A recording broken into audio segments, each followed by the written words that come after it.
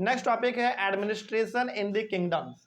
पहले वाले क्लास में हम लोगों ने ये डिस्कस किया कि राजा ज़्यादातर दोस्ती करता था वैसे लोगों से जो खुद भी क्या है, पावरफुल है, जिनके पास खुद भी थोड़ा बहुत ज़्यादा पैसा, प्रॉपर्टी, ज़मीन वगैरह होता है। उसको हम लोगों ने क्या बोला है, समानता बोला है। लेकिन वो समानता का जैसे जैसे पावर थोड़ा सा और बढ़ता चला गया तो अपने आप को क्या बोलने लगे, महासमानता, है ना।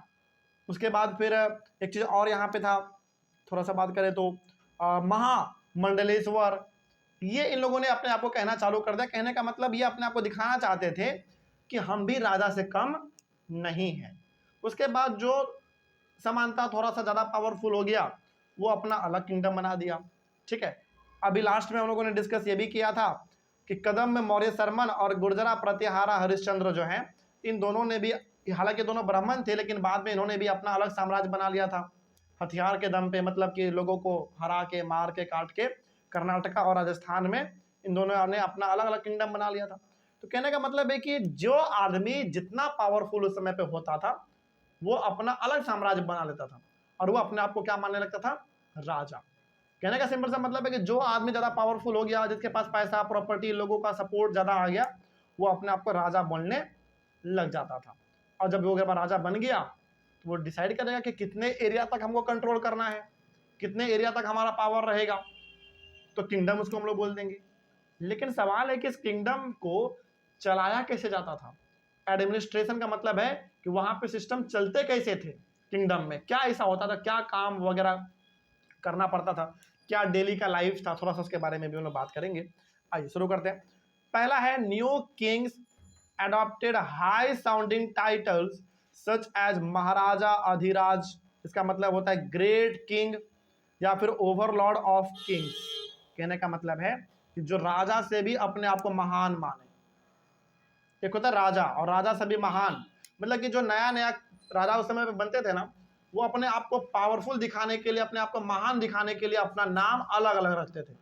जैसे महाराजा अधिराज, इसका मतलब होता है कि जो राजा से भी ऊपर हो। सोचो, जैसे होता है ना कि थोड़ा सा आपके पास कुछ नहीं है, इसके बावजूद भी आप बहुत फेंकते हैं, बहुत बड़ाई करते हैं अपना, वही बात यहाँ पे है। तो राजा अपने आप को महान दिखाने के लिए, लोगों के अंदर अपना रिस्पेक्ट जगाने के लिए राजा अपना नाम अलग अलग तरीके से रखता था। महाराजा धीराज, और भी आगे आप पढ़ेंगे।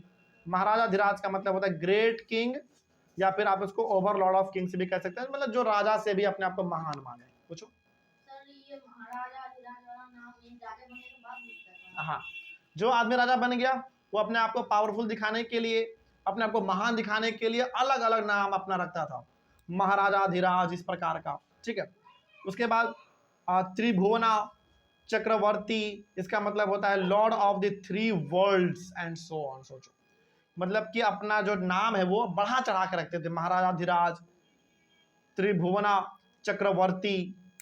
इसका मतलब होता है, चक्रवर्ती का मतलब होता है लॉर्ड ऑफ थ्री वर्ल्ड्स, मतलब जो तीन दुनिया का भगवान हो। सोचो, क्या ऐसा होता था हकीकत में? नहीं, बस राजा फेंकता था अपना नाम महान बनाने के लिए, अपना थोड़ा सा दबदबा दिखाने के लिए ये लोग अपना नाम बढ़ा चढ़ा के अपना रखते थे। हाँ ठीक है, आगे तो महाराजा धीराज हो गया, फिर से त्रिभुवना चक्रवर्ती हो गया, ये सब अपना वो लोग टाइटल रखते थे ताकि सुनने में भी भारी भरकम लगे, तो दुश्मन को पहले डर लग जाए, अरे बाप इतना महान राजा, उससे लड़ाई लड़ने जाएंगे तब तो उछल के रख देगा, है ना, इस प्रकार का। आगे, however they shared power with their samantas as well as with associations of peasants, traders and brahmans। देखो, हर राजा ना खराब नहीं होता है, ध्यान रखिएगा।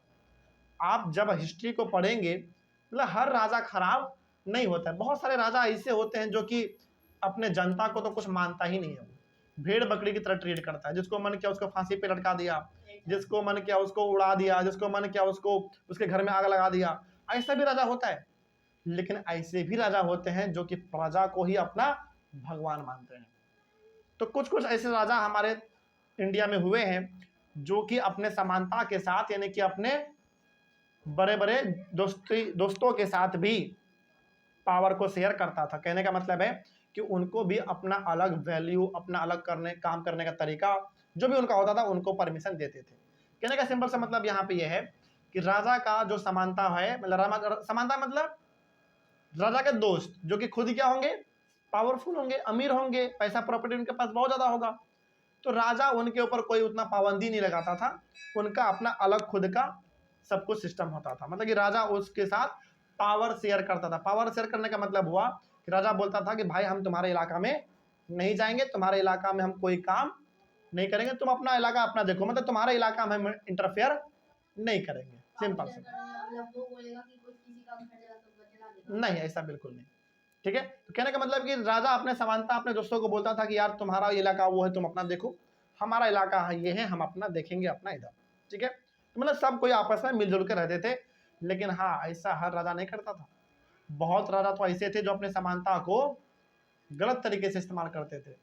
बोलते थे कि भले तुम हमारा दोस्त हो, लेकिन तुम्हारे एरिया में भी कंट्रोल किसका चलेगा, हमारा ही चलेगा, राजा का ही चलेगा। तो ऐसे भी राजा हुए हैं। लेकिन ऐसे भी राजा हुए हैं जो अपने समानता यानी कि अपने दोस्तों को फुल्ली आजादी देता था कि आपको अपने एरिया में जो करना है करिए, हम इंटरफेयर नहीं करेंगे। ठीक है, अगला है as well as with associations of peasants, traders and Brahmins. यहां तक के किसान, ट्रेडर्स, सामान खरीद बिक्री करने वाले लोग, और ब्राह्मण्स, इनके साथ भी राजा अच्छा रिश्ता बना के रखता था। लेकिन ज्यादातर केस में क्या होता है ना, राजा ब्राह्मण मतलब राजा किसान को, ट्रेडर्स को उतना भाव देता नहीं है। अरे यार वो राजा है, आप एक छोटा सा किसान है, क्या लगता है आपको बहुत इज्जत मिलेगा क्या? नहीं। लेकिन ऐसे भी राजा हुए हैं जिन्होंने किसान को, ट्रेडर्स को, ब्राह्मण्स को बराबर वैल्यू दिया है, अपना बराबर दर्जा दिया है। ठीक है, तो ऐसे भी बहुत सारे राजा हुए हैं। अगला है resources were obtain from the producers, that is peasants, cattle keepers, artisans. अच्छा, राजा के पास इतना ज्यादा धन संपत्ति, पैसा, प्रॉपर्टी, अनाज आता कहाँ से था? उनके ही लोगों से आता था। जैसे मान लीजिए राजा का बहुत बड़ा साम्राज्य है, बहुत बड़ा किंगडम है, उसमें 1000 किसान है, मान लेते हैं। किसान है तो सब कोई खेती कर रहा है। अब राजा है भाई, राजा खेती करने थोड़ी जाएगा। लेकिन राजा का इतना बड़ा परिवार है, इतने बड़े उसके पास अपने खुद के आर्मी है, सैनिक है, तो उनके पास अनाज कहाँ से आएगा? किसान पहुंचाएगा। समझिए यहाँ पे सिस्टम चलता कैसे है, मतलब पूरा राजा का पूरा व्यवस्था चलता कैसे था, थोड़ा उसके बारे में समझिए। राजा के यहाँ पे जरूरत है अनाज का, तो अनाज कहाँ से आएगा? वो बोलेगा किसानों को, भैया देखो हम तुमसे जो टैक्स ले रहे हैं ना, टैक्स के रूप में आप हमको पैसा नहीं बल्कि अनाज ही दे दो, तो अनाज आ गया। उसके बाद राजा को लड़ाई करने के लिए क्या चाहिए? घोड़ा। घोड़े पे बैठ के जाएगा, वो क्या करेगा? जिस लोगों के पास घोड़ा है वो क्या बोलेगा? भैया हमको तुमसे टैक्स नहीं चाहिए, पैसा नहीं चाहिए, तुम हमको क्या कर दो, तुम्हारे पास 20 घोड़ा है, टैक्स के रूप में 5 को हमको घोड़ा दे दो। राजा का घोड़ा बढ़ गया। ऐसा होता था। ठीक है, ठीक। फिर मान लो राजा को जरूरत है सोना चांदी का, मान लेते हैं, तो जिसके घर में सोना चांदी है वो क्या बोलेगा राजा उसको? हमको तुमसे टैक्स नहीं चाहिए, अनाज नहीं चाहिए, घोड़ा नहीं चाहिए, कुछ नहीं चाहिए, बस हमको तुम जो टैक्स देते हो उस रूप में हमको क्या दे दो? सोना चांदी दे दो अपना, बस।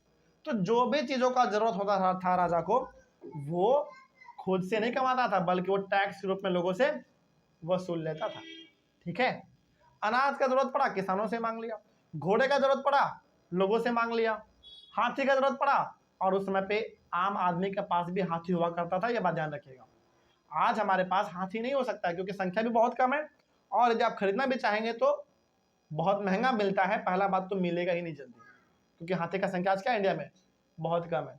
लेकिन उस समय पे आज से 1300 साल 1400 साल पहले के बारे में हम लोग बात कर रहे हैं, वहां पे तो एक आम आदमी अपने घर में हाथी पालता था। सोचो, तो जिनके पास हाथी का है वो हाथी देगा राजा को, जिसके पास घोड़ा है वो घोड़ा देगा, जिसके पास गाय है गाय दे देगा, बैल दे देगा, भैंस, बकरी, जो चीज चाहिए राजा को वो लोगों से ही वो टैक्स के रूप में मांग लेता था। हाँ बिल्कुल, ठीक है। आइए आगे बढ़ते हैं। उसके बाद है sometimes these were claimed as rent due to a lord who asserted that they owned the land। कहने का मतलब है इसको राजा अपना रेंट के तौर पे मानता था, टैक्स के तौर पे मानता था कि भैया आपका राजा हम हैं, तो हम जो बोलेंगे आपको करना पड़ेगा, हम आपको मार पीट थोड़ी रहे हैं, हम आपसे बस टैक्स मांग रहे हैं, तो टैक्स दे दीजिए चुपचाप। तो ऐसे ही चलता था। ध्यान रखिएगा, कोई भी राजा हो, कोई भी राजा हो, उसके एक भी आदमी, उसके घर का एक भी आदमी मेहनत करके पैसा नहीं कमाता था। ध्यान रखिएगा, खेतों में काम करके, कुदाल चला के, खेती बाड़ी करके पैसा उसके घर में नहीं आता था। राजा है तो राजा के घर में हमेशा पैसे कहाँ से आता था? Easy money. इजी मनी का मतलब टैक्स, चुपचाप बैठे बैठे पैसा आ जाता था। हर राजा का सिस्टम यही चलता था उस समय, हर राजा का। ठीक है, आगे। तो राजा सिंपल सा बोलता था कि यार हम जो तुमसे ले रहे हैं वो मनमानी हम नहीं ले रहे हैं पैसा, वो आपके टैक्स के रूप में ले रहे हैं। टैक्स के रूप में आपको कुछ ना कुछ तो देना ही पड़ेगा। इससे बढ़िया है कि आपके पास जो है वही दे दीजिए। जैसे मान लीजिए आप किसान हैं, आपके पास अनाज बहुत उगता है, आप अनाज बहुत उपजाते हैं, तो आप टैक्स के रूप में क्या दोगे? पैसा या अनाज? और वैसे बात है अनाज, आपके पास 100 का घोड़ा है और 100 के घोड़े में आपको उतने का जरूरत नहीं है, तो आप क्या करोगे? राजा को बोलोगे राजा साहब हमारे पास घोड़ा है, आप घोड़ा ही ले लीजिए। राजा बोलेगा यार ये तो और बढ़िया है, लड़ाई लड़ने में काम आ जाएगा, है कि नहीं? राजा साहब हमारे पास 20 हाथी है, हम टैक्स नहीं दे पाएंगे, मेरे पास पैसा नहीं है, हाथी ले लीजिए। बोलेगा ठीक है, 2 हाथी दे दो हमको, 2 हाथी दे दो, दे देगा वो हाथी अपना। राजा बोलेगा यार हाथी आ गया, हाथी का जरूरत लड़ाई में भी होता है, पहला बात, और दूसरा बात सामानों को भी ढोने में होता है इधर से उधर। ठीक है, तो इस तरीके का सिस्टम उस समय पे चलता था। आगे, revenue was also collected from traders. Raja trader से भी रेवेन्यू लेता था, यानी कि पैसा लेता था। मतलब राजा किसी को भी नहीं छोड़ता था, सबसे टैक्स लेता था। जो जितना कमाता है, जो भी काम करता है, उससे उसी लेवल का टैक्स लेता था। ऐसा नहीं कि गरीब आदमी है और उससे राजा हाथी मांग रहा है जबकि उसके पास हाथी है ही नहीं, ऐसा नहीं होता था। मतलब राजा ये बोलता था कि भाई तुम्हारे पास जो कुछ भी है, जितना भी है, बस उसी का कुछ हिस्सा हमको टैक्स के रूप में दो, ताकि तुम्हारा भलाई भी होता रहे और हमारा भी घर चलता रहे। अच्छा, इससे लोगों का क्या भलाई है भाई बताओ? लोगों का भलाई ये है कि लोगों को कोई मारेगा पीटेगा, बाहर का आदमी कोई उसको आके डराएगा धमकाएगा, तो उससे उसको बचाएगा कौन? राजा का आर्मी बचाएगा। तो लोग भी खुशी खुशी टैक्स दे देते कि भाई अभी टैक्स दो राजा को, तो मुसीबत में हमको राजा बचाएगा। और इससे राजा को क्या फायदा है? राजा को फायदा है, उसका खजाना हमेशा भरा रहेगा। समझ में आ रही है बात? बस यही चीज था। आगे, तो टैक्स ट्रेडर से भी राजा लेते थे। अगला है, these resources were used to finance the king's establishment as well as for the construction of temples and forts. तो जितने भी धन संपत्ति टैक्स के रूप में राजा के पास आता था, उस पूरे धन संपत्ति का टैक्स का राजा करता क्या था? 2-3 काम। पहला काम, अपने आर्मी को सैलरी देना। अच्छा एक बात बताइए, राजा के पास बहुत बड़ा बड़ा अपना आर्मी हुआ करता था। क्या लगता है आपको कि जितने भी आर्मी में लोग होंगे वो फ्री में आर्मी में हैं? नहीं, राजा उनको रेगुलरली पेमेंट देता था, तभी तो है वो आर्मी में। समझ में आ रही है बात? तो ये जो राजा को टैक्स मिलता था, पैसा, कोई जमीन दे दिया टैक्स के रूप में, कोई घोड़ा दे दिया, कोई हाथी दे दिया, कोई अनाज दे दिया, कोई सोना चांदी तो वो दे दिया, ये जो राजा को मिलता था, राजा इसका 2-3 काम करता था। पहला, अपने अंदर जो इतना बड़ा आर्मी काम कर रहा है उसमें जितने भी लोग हैं उनको क्या देना है? पहला सैलरी देना है। सैलरी कहां से देगा? राजा अपने पॉकेट से देगा। राजा के पास अपना कमाया हुआ 1 रुपया खुद है ही नहीं, तो वो कहां से देगा? टैक्स के पैसे से देगा। खजाना भरा हुआ है, टैक्स के पैसे से भरा हुआ है खजाना, पूरा खजाना का बक्सा खोलेगा और राजा सभी को अपना सैलरी देगा। तो राजा के पास जो टैक्स वगैरह आता था, राजा उस टैक्स को 2-3 चीज में खर्च करता था। पहला, अपने आर्मी में जितने भी लोग उसको सैलरी देना। दूसरा, अच्छा एक बात और, राजा ना 2 चीज में बहुत विश्वास करता था, 3 चीज में खास करके राजा 3-4 चीज में बड़ा विश्वास करता था। पहला, हर राजा चाहता था कि हमारा आर्मी बहुत बड़ा बने, क्योंकि आर्मी जितना बड़ा होता था उस समय पे राजा का वैल्यू उतना ज्यादा होता था। जितना बड़ा आपके पास आर्मी होगा, जैसे मान लीजिए एक राजा है जिसके पास 1 लाख आर्मी है, मतलब आर्मी के नौजवान कितने हैं? 1 लाख है, मतलब वो राजा बहुत पावरफुल है। तो हर राजा उस समय पे कोशिश करता था कि हमारा आर्मी क्या हो? बढ़े। दूसरा, राजा अपने आप को पावरफुल दिखा सके, अपने आप को महान दिखा सके, राजा इसके लिए एक काम और करता था, मंदिर खूब बनवाता था। मंदिर भी राजा का एक पावर का निशानी होता था। मतलब कि जो राजा जितना मंदिर बनवाएगा, जो राजा जितना पावरफुल और जितना सुंदर, जितना बड़ा मंदिर बनवाएगा, वो राजा उतना ही पावरफुल है। ये उस समय पे राजा के पावरनेस को दिखने का, पहचाने का तरीका होता था। मतलब राजा कितना पावरफुल है, कितना कमजोर है, कितना मजबूत है, 2-3 चीज से आप आइडिया लगाते थे उस समय पे। पहला, यदि राजा के पास बहुत बड़ा आर्मी है, मतलब राजा बहुत पावरफुल है। राजा ने बहुत अपना टेम्पल बनवाया है अपने इलाका में, बहुत बड़े बड़े मंदिर बनवाए हैं, मतलब राजा बहुत पावरफुल है। अगला अगला है फोर्ट्स। राजा अपने लिए बहुत बड़े बड़े महल बनवाता है, किला बनवाता है, इसका मतलब राजा बहुत ही ज्यादा पावरफुल है, अमीर है। तो हर राजा, हर प्रकार के राजा उस समय पे कोशिश करता था कि ज्यादा से ज्यादा बड़ा हमारा आर्मी हो, ज्यादा से ज्यादा टेम्पल हो, और ज्यादा से ज्यादा बड़े बड़े किले हो। इसीलिए जब आप साउथ इंडिया आप जाओगे, चेन्नई, केरला, कर्नाटका, आंध्र प्रदेश, महाराष्ट्र, गोवा, गुजरात, गुजरात तो खैर वेस्ट में पड़ गया, महाराष्ट्र भी वेस्ट में, आधा हिस्सा उसका वेस्ट में ही है। मतलब साउथ इंडिया की हम बात करें तो साउथ इंडिया में आपका चेन्नई हो गया, मतलब तमिलनाडु आप बोल लो, पूरा स्टेट का नाम हो गया, तमिलनाडु, केरला, कर्नाटक, आंध्र प्रदेश, उड़ीसा, है ना। ये सब स्टेट जब आप जाओगे ना तो वहां पे आपको महान महान मंदिर दिखेगा। आप बहुत सारे टीवी में देखे होंगे, जो साउथ मूवी होता है, साउथ का मूवी, वहां पे आप देखें कितना भयंकर भयंकर टेम्पल है, मंदिर इतना बड़ा बड़ा क्यों है? क्योंकि राजा ज्यादातर अपना पैसा खर्च 3 चीज में करता था। पहला अपना आर्मी को बढ़ाने में, दूसरा टेम्पल बनवाने में, और तीसरा किला बनवाने में। बहुत बड़े बड़े किले बनवाते थे वो, अपने रहने के लिए महल बनवाते थे, अपने आर्मी को रहने के लिए महल बनवाते थे। और जिस राजा का आर्मी बड़ा होता था, टेम्पल बड़े बड़े होते थे, और फोर्ट बड़े होते थे, लोग पहचान लेते थे कि ये राजा बहुत ज्यादा अमीर और पावरफुल है। इस तरीके से राजा के स्टेटस का उस समय पे पता लगाया जाता था। सिंपल है। चल आगे है हमारा, they were also used to fight wars. और पैसा खर्च कहां पे होता था? लड़ाई लड़ने में। अच्छा एक बात बताइए, क्या अपने आर्मी को केवल बढ़ाने से ही लड़ाई जीत जाओगे? अरे बिल्कुल भी नहीं भाई। आर्मी आपके पास बहुत ज्यादा है, क्या लड़ाई जीत जाएंगे आप?